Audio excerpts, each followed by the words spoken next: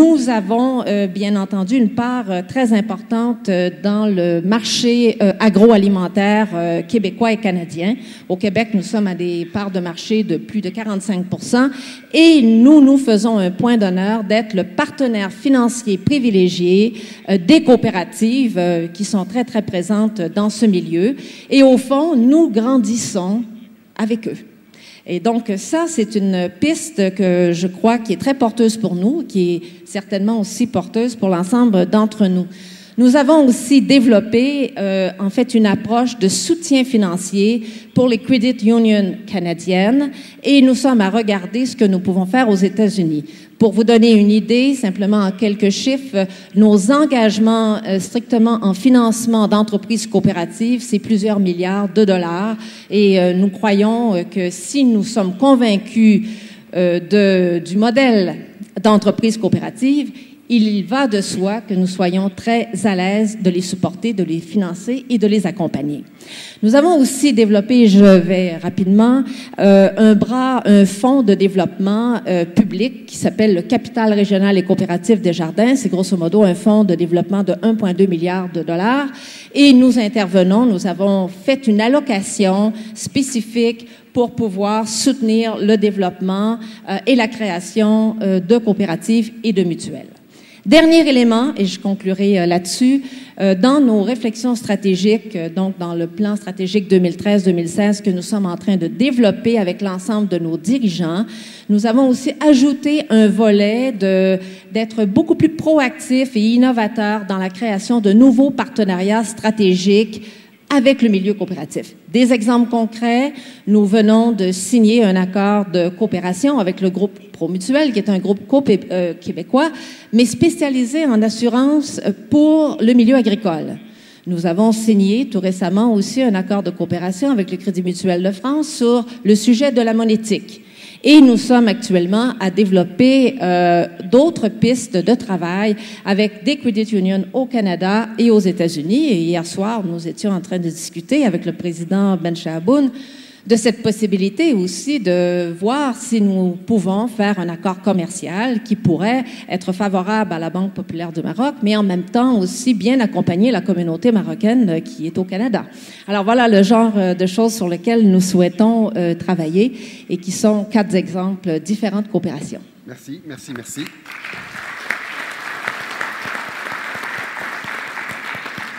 Merci pour ces témoignages. J'aimerais donner la parole à Monsieur François Perrolle. Malheureusement, vous n'avez pas pu être avec nous hier et je sais que vous aviez un agenda très chargé et que vous avez tenu à venir spécialement pour cette rencontre. Merci d'être avec nous. Alors, en qualité de président du directoire de la BPCE, vous avez eu également la possibilité de contribuer à un rapprochement de 2 institutions qui ne sont pas des moindres, la Caisse d'épargne et le groupe Banque Populaire. Et à ce titre, j'aimerais que vous puissiez nous apporter votre éclairage par rapport à ce rapprochement, son intérêt, ses difficultés éventuellement. Merci beaucoup. Bonjour à toutes et à tous. Je suis très heureux d'être parmi vous aujourd'hui pour partager l'expérience du groupe BPCE, qui est un jeune groupe, puisqu'il est né en 2009 du rapprochement de 2 groupes coopératifs, le groupe des banques populaires et le groupe des caisses d'épargne, et qui est en même temps un groupe qui a une histoire très ancienne, parce que les banques populaires, comme les caisses d'épargne, ont une histoire qui est plus que centenaire en France. Quelques mots simplement peut-être autour du thème de ce panel et quelques réflexions simplement. La première réflexion serait de se dire que comment nos groupes coopératifs peuvent-ils rayonner en dehors de leurs frontières? Comment peuvent-ils promouvoir les valeurs coopératives? Comment peuvent-ils assurer le développement du modèle coopératif au-delà de leurs frontières? Alors, la première condition, à mon avis, c'est d'abord que nos groupes coopératifs soient fidèles à leurs valeurs, nos groupes bancaires coopératifs soient fidèles à leurs valeurs dans l'exercice de leur métier. et que nous soyons capables, sur nos terrains de prédilection, qui sont nos marchés nationaux, d'être fidèles aux principes qui fondent nos groupes et qui fondent leur développement.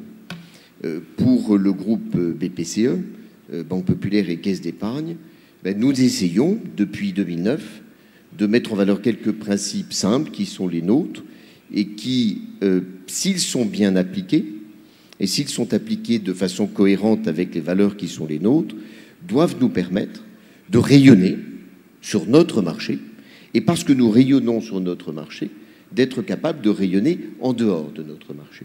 Ces principes, ils sont très simples. C'est d'abord, puisque nous appartenons à nos clients, la priorité que nous donnons au service de nos clients, mettre nos clients au centre de toutes nos activités. Nous sommes la propriété de 8,1 millions de sociétaires qui sont également nos clients. Nous leur devons d'abord le meilleur service possible au meilleur prix possible.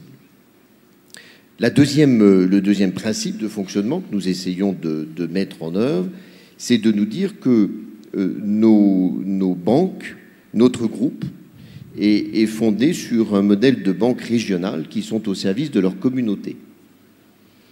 36 banques régionales dans le groupe, Banque Populaire, Caisse d'Épargne, 19 banques populaires, 17 caisses d'épargne, qui sont toutes des banques administrées ou surveillées en région, qui ont leur bilan, leur compte d'exploitation et qui sont extrêmement impliquées dans le développement économique de leur territoire et de leur communauté. Le troisième principe que nous essayons de mettre en œuvre, c'est de développer au sein de notre groupe une culture qui est celle de la finance au service de l'économie, qui n'est pas celle de la finance pour elle-même et par elle-même, mais qui est vraiment celle d'une finance qui est là pour aider au développement économique. Et puis, je dirais que le dernier principe, c'est celui qui doit nous permettre d'agir dans le moyen et long terme, et je dirais de travailler toujours avec des objectifs qui sont des objectifs de moyen et long terme que notre structure nous permet. Si nous sommes capables de défendre ces valeurs et de les mettre concrètement en œuvre dans l'exercice de nos métiers, alors nous rayonnerons effectivement sur nos marchés et nous serons capables ensuite de rayonner en dehors de nos frontières.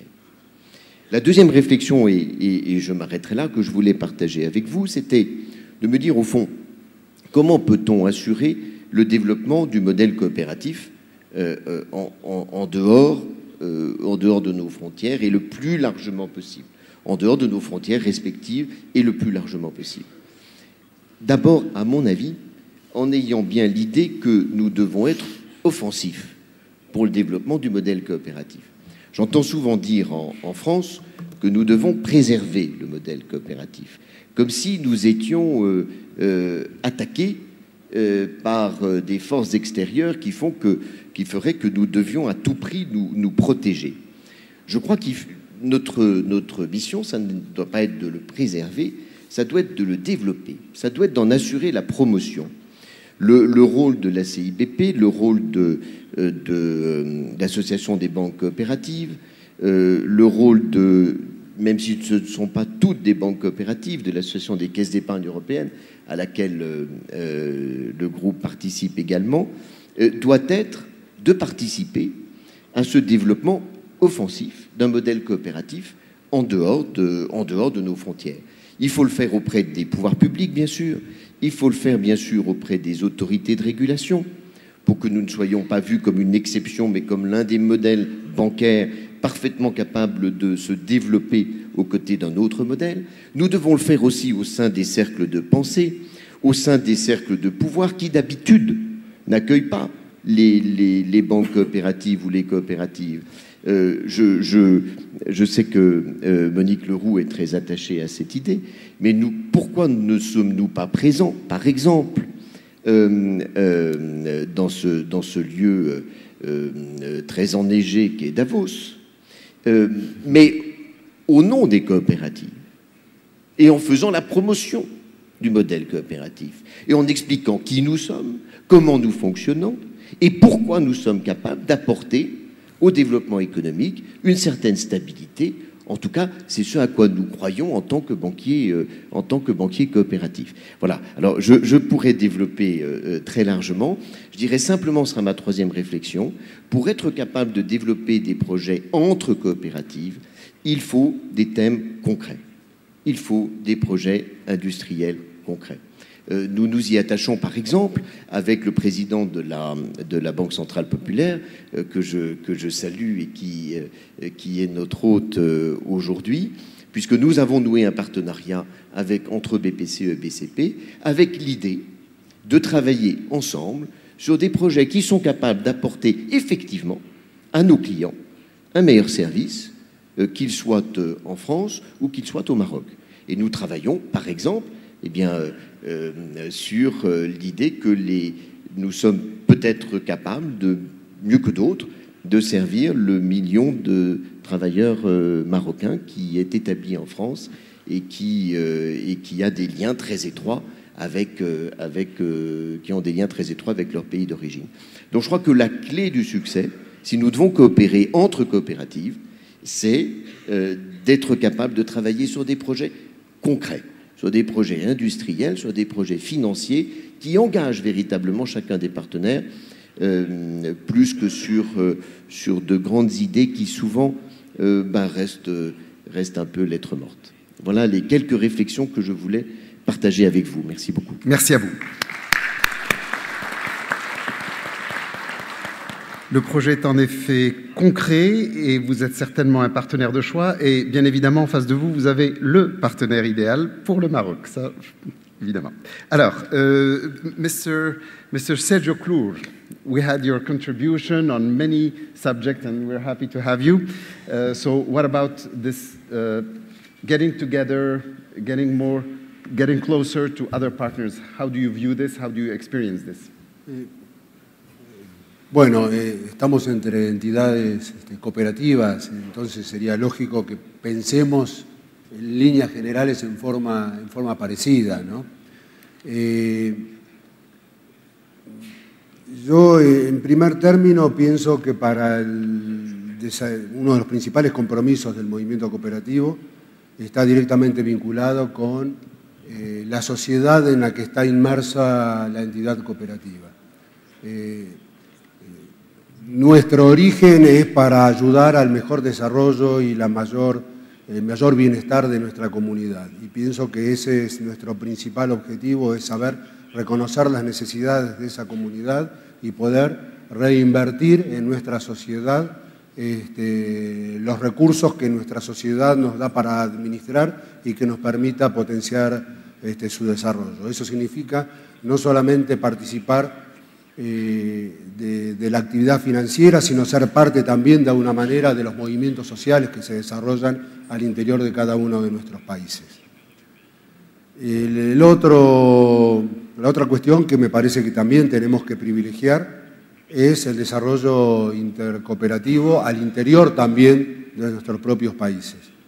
En la Argentina el movimiento cooperativo de servicios en general es muy amplio, hay centenares de cooperativas de servicios públicos, hay localidades importantes de la Argentina que se proveen de telefonía, de luz, de agua a partir de la prestación de servicios cooperativos.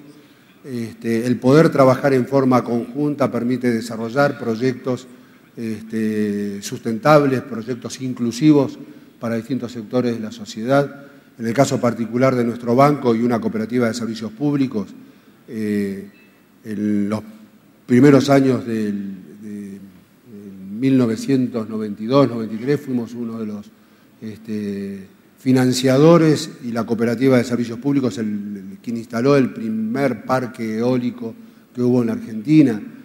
Ayudamos incluso también al desarrollo de economías sustentables, economías verdes.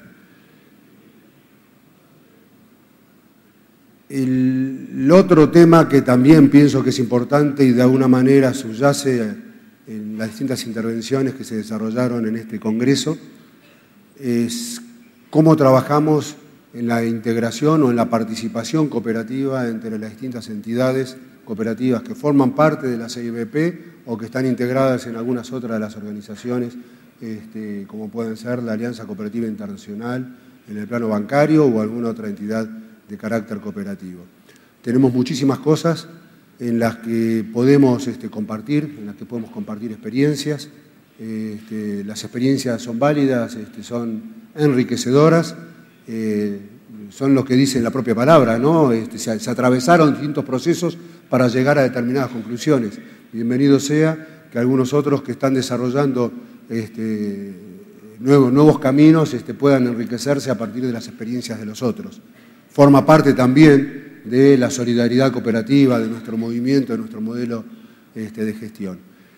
Eso desde el punto de vista de los procesos, desde el punto de vista del conocimiento, pero también está desde el punto de vista de la realización de nuestras actividades económicas. Y tenemos que buscar también la forma de cómo nos privilegiamos, ¿no? Cómo nos reconocemos en primer lugar en la relación de negocios, en la relación de intercambios, en las relaciones comerciales respecto a lo que es la banca comercial tradicional. Estamos convencidos